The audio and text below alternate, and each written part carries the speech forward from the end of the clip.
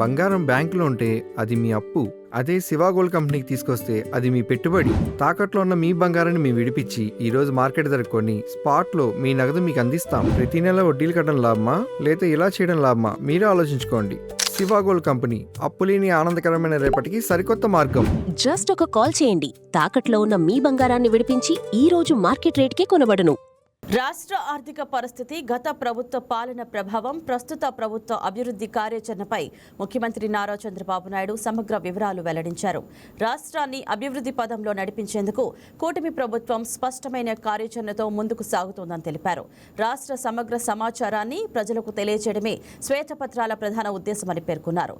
2019 నుంచి 2024 వరకు రాష్ట్రంలో అభివృద్ధి పూర్తిగా దెబ్బతిందని సీఎం ఆరోపించారు. ఎన్డీఏ ప్రభుత్వం ఏర్పడిన తర్వాత రాష్ట్ర ప్రతిష్టను తిరిగి నిలబెట్టేందుకు చర్యలు ప్రారంభించామని సీఎం తెలిపారు. సమాజంలో ఆర్థిక అసమానతలను తగ్గించేందుకు P4 కార్యక్రమాన్ని తీసుకొచ్చామని చంద్రబాబు తెలిపారు. రాష్ట్ర ఆర్థిక వ్యవస్థను బలోపేతం చేయడం, పెట్టుబడులు పెంచడం, ఉపాధి అవకాశాలు విస్తరించడం, ప్రజల జీవన ప్రమాణాలను మెరుగుపరచడమే ప్రభుత్వ ప్రధాన లక్ష్యమని ముఖ్యమంత్రి చంద్రబాబు నాయుడు స్పష్టం చేశారు. ఇప్పటికే 10,000 కోట్లు ఖర్చు పెట్టాం. 41,000 కోట్ల రూపాయలు లైనప్ చేశాం. ఇది 60,000, 70,000 కూడా పోవచ్చు. పోలవరం 4,000 కోట్లు ఖర్చు పెడితే ఇప్పుడు 8,300 కోట్లు ఖర్చు పెట్టాం. 12,000 కోట్లు ఖర్చు పెడుతున్నాం. 3 times ఖర్చు పెట్టి కంప్లీట్ చేస్తున్నాం. పోర్ట్స్ 3,600 పెడితే 5,400 పెట్టాం. 10,617 కోట్లు ఖర్చు పెడుతున్నాం. జల్ జీవన్ మిషన్ విధ్వంసం చేస్తే రివైవ్ చేశాం. 24,404 కోట్ల రూపాయలు రాబోయే 3 ఏళ్లలో ఖర్చు పెట్టి ఇంటింటికి ట్యాప్ ద్వారా నీళ్లు ఇస్తాం. ఎయిర్పోర్ట్స్ ₹1 ఖర్చు పెట్టలేదు. 2,302 కోట్లు. ఈరోజు ఇంకొక 21,372 కోట్లు ఖర్చు పెడతాం.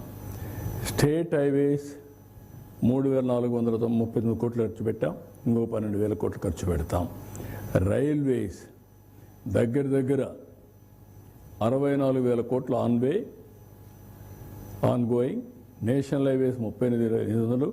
ఇవి కాకుండా ఈ 2 కూడా పైప్ లైన్లో ఉన్నాయి. అంటే దగ్గర నేను పీఎం చెప్పినట్టు 1,00,000 కోట్ల రూపాయలు రైల్వేస్, రోడ్స్ కూడా ఉంది. కెపాసిటీ ఎగ్జిక్యూషన్ ఎవ్రీ ఇయర్ 10,000, 15,000 కోట్లు ఖర్చు పెట్టబోతున్నాం. Minimum 15,000 to 20,000 crores for year. Visakhapatnam నుంచి తాడ నుంచి మీరు చూస్తే నేరుగా ఇచ్చాపురం వరకు 4 lane రైల్వే లైన్ వస్తుంది. 4 lane రైల్వే లైన్ 3 ఏళ్లలో పూర్తి అవుతుంది. దీంట్లో ఏ ట్రైన్ కావాలన్నా రన్ చేసుకోవచ్చు. ఏ కార్గోకి గూడ్స్ వ్యాగన్స్ కూడా రన్ చేసుకోవచ్చు. ఆల్ పోర్ట్స్ కనెక్ట్ చేస్తాం. రైల్వేస్ ఏవైతే మెల్లిగా పోయే ట్రైన్స్ అన్నీ, స్లో ట్రైన్స్ అన్నీ ఒక ట్రాక్లో పోతాయి.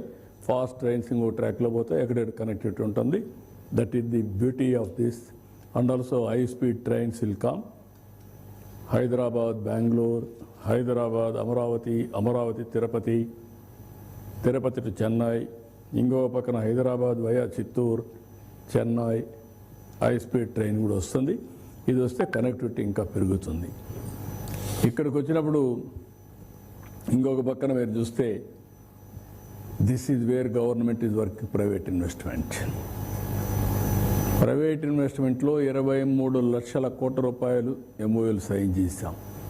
20 లక్షల మందికి ఉద్యోగాలు వస్తాయి. గ్రౌండెడ్ 11,37,000, 10 లక్షల ఉద్యోగాలు దీంట్లోనే వస్తాయి. ఇది జరిగితే ఒక సైకిల్ అగైన్. 3,75,000 కోట్ల రూపాయలు అడిషనల్ GVA వస్తుంది 1 or 2 yearsలో. ఇంకొక పక్క 39.78 లక్షల కోట్ల రూపాయలు GVA 6-7 ఏళ్ళలో వస్తుంది. ఇక్కడి నుంచి దీనివల్ల ట్యాక్స్ రెవెన్యూ 26,250 కోట్లు వస్తుంది. ఇక్కడికి వచ్చినప్పుడు యాన్యువల్ ఇన్కమ్ 5 లక్షల రూపాయలు పర్ క్యాపిటా పెరుగుతుంది. 50,000 కోట్ల రూపాయలు GVA పెరిగి, దీనివల్ల 35,000 కోట్ల రూపాయలు 70% ఎక్స్పెండిచర్ అండ్ కన్జంప్షన్ చేస్తే 3,154 కోట్ల రూపాయలు ట్యాక్స్ వస్తుంది. మొత్తం కలిసి ఇన్వెస్ట్మెంట్ వల్ల 30,000 కోట్ల రూపాయలు ఆదాయం పెరుగుతుంది. That is economy. అమరావతి ఇప్పటికే 10,000 కోట్లు